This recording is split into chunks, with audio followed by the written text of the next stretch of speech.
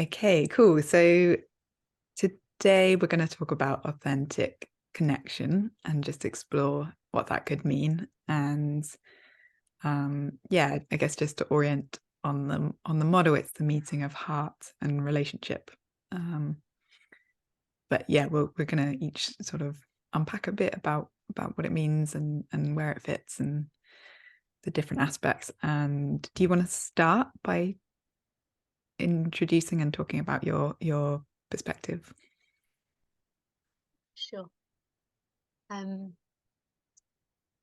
think if I start at the beginning, every every one of us in an ideal world would have had this grandparent or parent and these ancestors who really teach us to embody what a sense of humility and a sense of dignity are.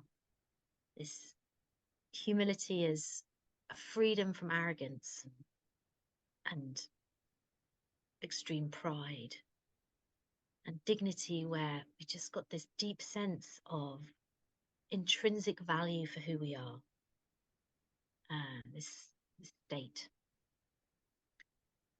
And I think of dignity as being a force field that comes from the inside out, and where it lands, there are boundaries on naturally. And if we've been extremely lucky, we've had this embodied to us by our parents and our grandparents as a way to live, how to be human, really human, and no joy and no peace. And for many of us, that's just not been our reality. And I was lucky in that I've had pieces of that, but it was quite fragmented. And so I guess I wanted to know, I knew deep in myself that that's how I wanted to live. And what I find and what I found in myself and in, all of us to some extent is where we haven't got that, we manufacture it. We know deep down that's what we need. And so what we do is, instead of deeply connecting with our dignity, we actually create posture. And posture being this sense of, don't mess with me. These are my boundaries. Don't step over them. You need to do this. Don't do that. Who do you think you are? This sort of something that comes, that's a hardening of the heart. Whereas dignity is actually beautifully soft and malleable, because it's revelation, something that comes to us and that we live out of. And yet, I could feel myself creating it for myself, this knockoff version, this posture. And for humility, what happens is, instead of that alive way being, we fall into collapse as humans. And we compare ourselves to others. I'm never going to be like that. I've got nothing to bring. The shame and so posture and collapse are like this protection zone instead of the connection zone that we live in humility and dignity. And I feel deep down, I certainly knew that I needed that. Didn't know how to get there. And so I came across the authentic relating world, authentic connection, where I could really understand, this is how I want to live. I've had pockets of it. I've had flavors and tastes. But this is how I can build it for myself where I haven't had it. Wow, I get to build this. I get to have what I want and what I need. And that excites me. I'm like, hell yeah, I want to live like that. I don't have to have had the perfect family, or, I don't have to be stuck in posture and collapse all the time where I'm reactive because I'm protecting myself. It's just so debilitating and yet completely understandable, because it's just coming from wounding, and we're all human and we get wounded. So I don't want to damn that. But it isn't freedom. It isn't humility and dignity. It's our attempts at making that happen. Yeah, beautiful. Protecting ourselves. So that's my kind of why I'm here. That's my passion of what I want to talk about. I don't know how that fits in so much with the model. I'd be really interested to hear about it. And at some point, yeah, talk about the how we move from reactivity towards presence, and what are key ways in this practice that allows for that. Yeah, amazing. Yeah, I think there's something in the just as you talk about it, it's like the free sense of free flow of experience and being that's it's almost like being connected to the sort of truth, like your deep truth, and really being connected to that flowing, like open-hearted way of being. Um, yeah, I think in terms of the model, there's a way it's like when we're talking about kind of awakening, it's the sense of like, oh, we're always in relationship with things, we're always connecting to things. And yeah, we're almost like trying to get more deeply in touch with the truth of experience. And this, I think this one being the heart of the matter in a way feels very true. The fact that it's meeting of heart and relationship, it's like there's something so core in it. And yeah, how we relate to ourselves, to others, to the world.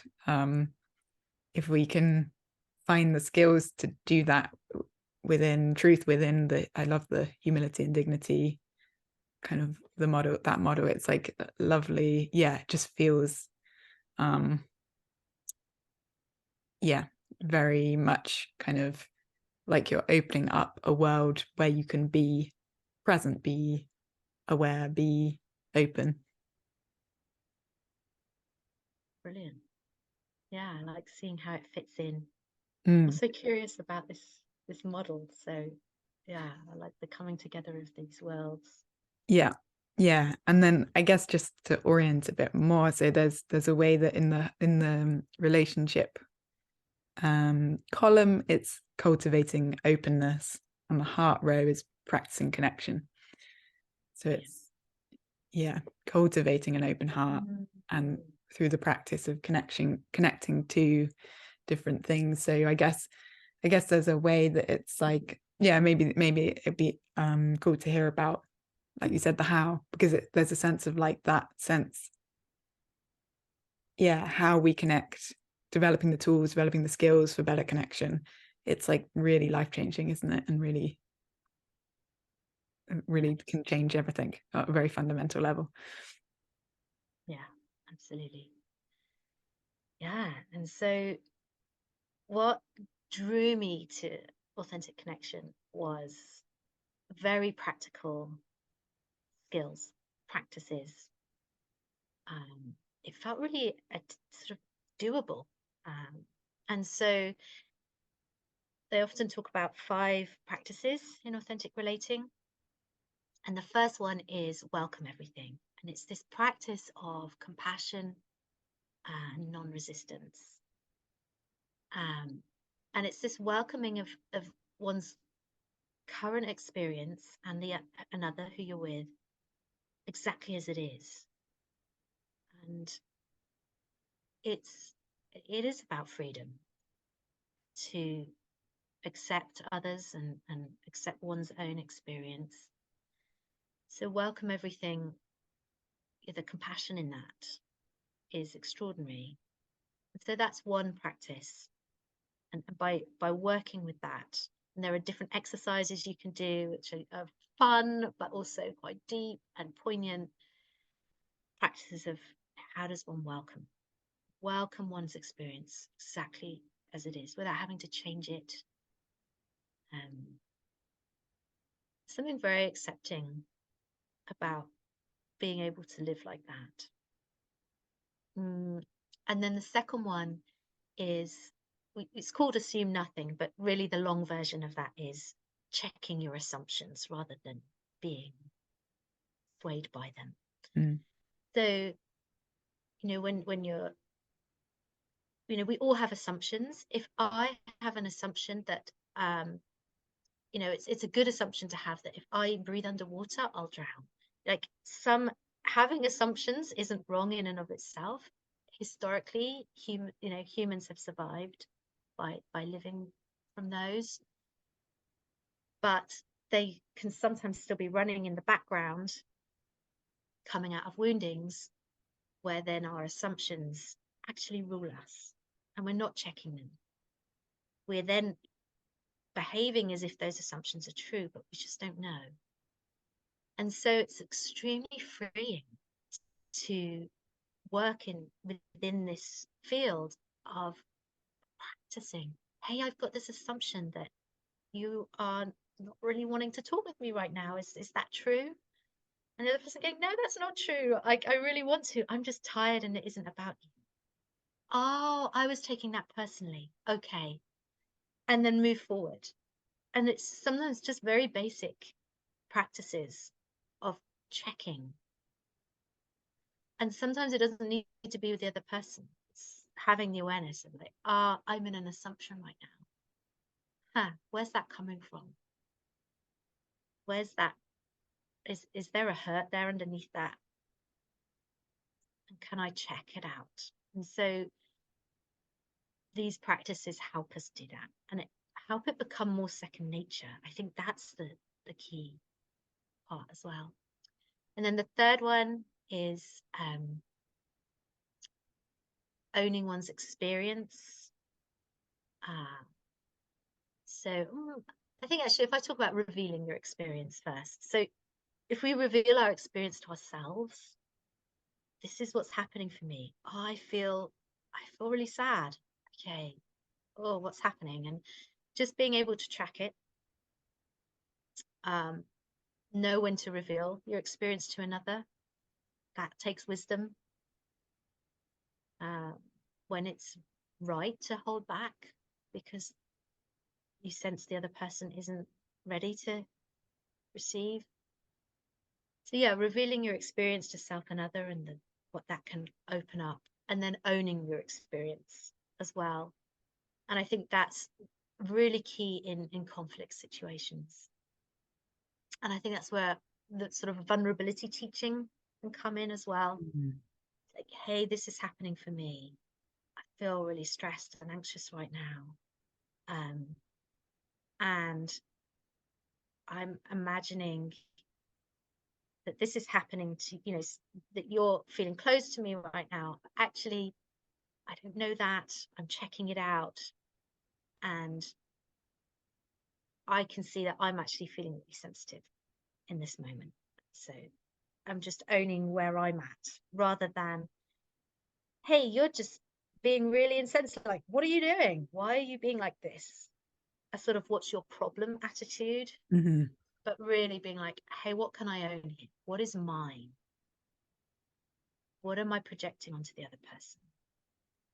And almost outing yourself. I love vulnerability as this kind of outing. This is what's happening to me.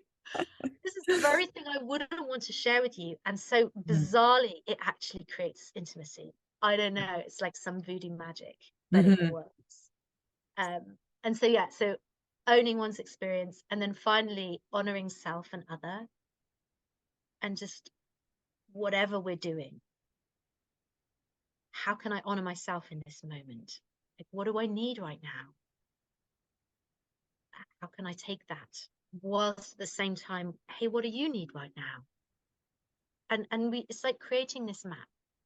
When I'm here with you, Rosa, and I learn something about you, it's like I learn something of your geography.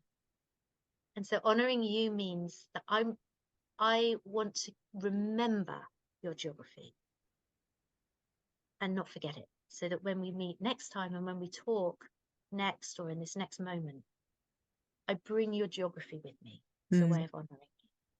And I bring my own geography with me. Hey, this is my map, and this is what I need. And so those 5: welcome everything, assume nothing, reveal your experience, own your experience, and honoring self and other. To me, it's like this ladder from being in reactivity, protecting myself and my heart, closing heart, where it's just, yeah, this protection zone of where I'm leaning more towards collapse and posture, and then building a life for myself, building an open, like it's like creating a space for me to have an open heart, because I've created my own safety. And so I can be with you, and I can be with loved ones and anyone, and stay present to myself and the other person. And that gets harder when we're with someone and the stakes are really high and we're in a love relationship. And the last thing I feel like doing is being vulnerable and revealing my experience and owning it. How? Like, isn't that really risky? But like, it is risky. And I want to live an open-hearted life. And to me, the risks are worth taking when I have these practices around me, like my toolkit, because they also keep me grounded and safe in my center. So yeah, it's profound, and yet it's really simple, and Yeah. step by step, and exercises and tasks, and yeah. Yes. I love that. I really am struck by, yeah, like the simplicity and the elegance of this, the steps, how it reminds me very strongly of sort of like something like Vipassana, and just the three characteristics of something that has a very simple step by step, and yet the kind of like impact it can have, and the endlessness of the Mm. things that it can open up, and the depths that can be embodied, and how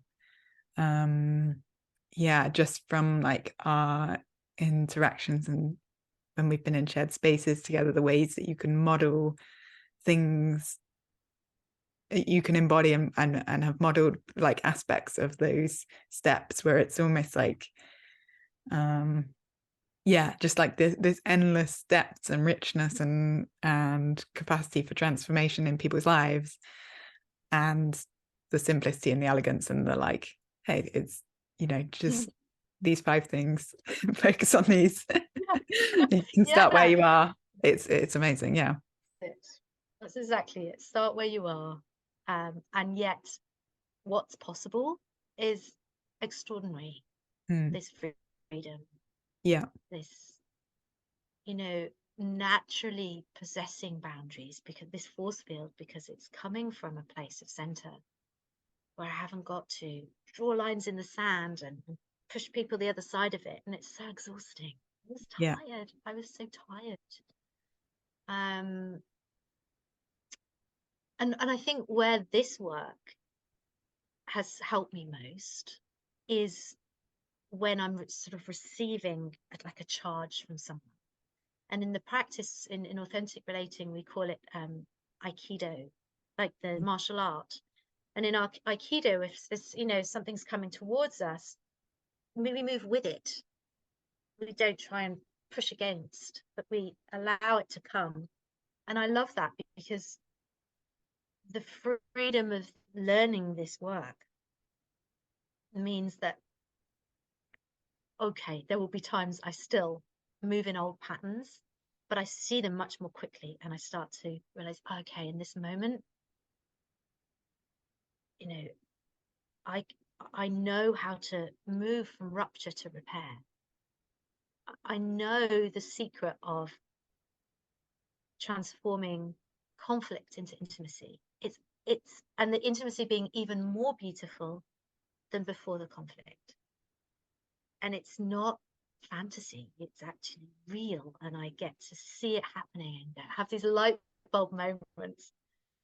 Even when I still immediately want to get defensive and I'm in old patterns, I can then betray myself and go, oh, this is what I'm doing here right now. I want to blame you. I want to blame you so hard, because it makes me feel safe, but it's an illusion. It's not going to make me feel safe. So what I'm going to share with you is, I'm frightened right now. I'm scared you're going to hurt me, and I don't want to protect myself. And, and just keep coming. Yeah. And before I know it, it's transformational. Yes, amazing. And yeah, so another thing maybe just to mention about the model, which is interesting, Mm. is that it has a kind of Indra's net quality, like fractal quality, where it's like you can look at every part of it through every other part. So there's a way that, for example, you could, when you're in, well, the first box is subtle body. So when you're in the subtle body realm, you can look at authentic connection. Or when you're in the mindfulness realm, you could look at authentic connection. But also, and that's kind of like an interesting thing of almost like having, from the subtle body, what does authentic connection look like? And it's like a very, yeah, I can feel a sort of, I think I mentioned at the start, a sort of flowing nature that fits with the Aikido thing you were saying. It's like has this like lovely, fluid, kind of like nice feeling, energetic quality. But also, yeah, you can kind of take authentic connection as the lens and then like look at all of the others through it. And I think some of the things you were saying there was touching on it. It's almost like the step before authentic connection is shadow work. So it's like, yeah, being with the things that are really difficult, or you can look at eros through authentic connection, or yeah, mindfulness. That sense, I think, as you were describing, then there was a sense of like layers revealing themselves to you, and you kind of like becoming mindful, becoming aware of things as they sort of, as you peel back, and like authentic connection almost being the sort of the key to that in a way, when you have that lens, because you're just orienting towards the authenticity, orienting towards the truth, yeah, the Mm. humility, the dignity, as you described. So what I'm hearing as you're talking is this sense of freedom to really enter the model and embody it in a way that most feels accessible and you shaped. Like Yeah. what shimmers? Okay, I'm drawn to this right now, and this is a great place to start then, because if they're all so entwined anyway, one leads to another, and so it sounds really freeing. Because I like moving where things shimmer. Go, That's a lovely phrase. I go there first, Yeah. uh, and yet I could imagine feeling some pressure if I know that there's some conflict going on in a relationship I've got. Oh, I should definitely start with authentic connection. And what if I'm feeling like subtle? Is it subtle body you said? Like, Mm-hmm. what if I'm drawn there? Mm. Somehow that feels really alive to me. Like, follow the aliveness, go wherever feels you shaped and shimmers, because it will all lead back. You can see it through that lens anyway, and it all interconnects. So I like how it makes me feel hearing you talk Mm. about it. Yeah, right. As you describe it, it's almost like it's like seeing the point where the person authentically connects with the various aspects. Yeah. Yeah, lovely. Yeah. Love that. Um, yeah, and when I think about my own life and how I've to like live in the heart of the sort of authentic connection world, really I started in my body. Mm. I just Yeah. needed to be, so I started just with myself and with my body, and definitely did some dancing myself into healing, and I came from that way, and creativity, and just different paths in for everybody. Yeah. So I like the sound of, yeah, the lenses, how one can lead to another. Yeah. Yeah, it's Yeah. beautiful. Yeah. And including, as you say that, just including the full spectrum of your being, body, yeah, body, heart, mind, Mm, soul, however you want to distinguish the full spectrum of your being. But in this model, I guess it's those aspects. yeah. Yeah. One other thing I really love about leading this work as well is the opportunity that I step into being what I call a loving disruptor, which comes with authentic connection. And so as a leader, when I lead this work, I always get consent. If they're, in the space and they're willing, sort of I get consent at the beginning by them participating, but then also in the moment where something they might be having a reaction in a group space or with a partner, where I can say, are you open to receiving what I'm seeing here? And being able to sort of disrupt a pattern that might be happening, but done in a way where they still feel loved and accepted as they are. Nothing has to change. But it's sort of bringing more awareness. And so authentic connection for me is also coming from a leadership role. I really love that opportunity to be myself in that way. Yeah. Yeah. There's something powerful there. Something in the more sort of maybe dignity side of things, where there's something about honoring your own power and being able to like be in that in a way that has a lot of dignity and integrity and authenticity, where I think that's just what I was struck by when you were describing that. It's almost like giving and something in like the depth of, feels related to knowledge is power, but it's slightly there's something a bit more sort of embodied, and where it's almost like your capacity to really be in authenticity and to see things as they are and to be able to communicate that and connect with people in that space is incredibly powerful. And then being able to bring that in ways, I guess, hold that power with a sense of responsibility. And I was just sort of like feeling all of those things, and having seen all those, you embody all of those things as well. There's something that's very important and powerful in that. Yeah, I don't know either. So there's always that sort of, I think of humility and dignity as like a yin yang diagram, and where there is one, there's also the anchor of another, that they like an ecosystem, they co-regulate each other. And so even in this, I am a sort of seer. I have a side of me that sees in, and if people are open to receive it, and yet I don't know. Mm-hmm. It's still an intuition. It still needs like checking assumptions. Yeah. And so coming also with that, like they are the expert of themselves, yet we don't know what we don't know. And sometimes it's helpful to have an outside seer, a loving disruptor, to Yeah. say, hey, where's this familiar to you? Where might this also be showing up elsewhere? This has my attention right now. And if they're willing to go with me and my attention, it's like we discover together. Like knowledge is power, like awareness is power, but it's it's done in connection. Mm. And I think there's something powerful in that hey, we're finding this out together. Yeah, beautiful.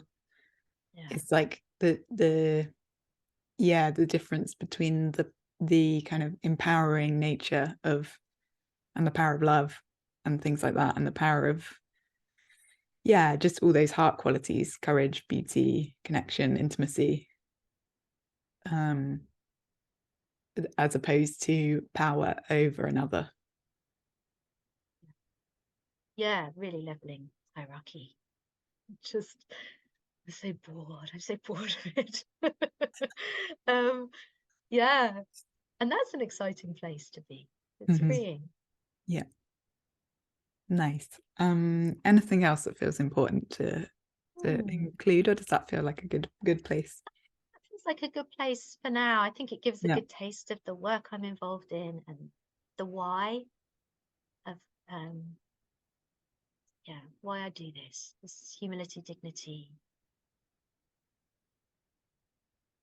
way in, like to be human. It's, to me, it's almost like a secret of being human. that we're not always taught when we're little, and that's, or embodied. I don't think it's a taught thing. I think it's something that we offer as revelation to each other. And I've had a taste of it, and now I want to stay. Yeah. I want to stay and be open-hearted. Amazing. Cool. Thank you.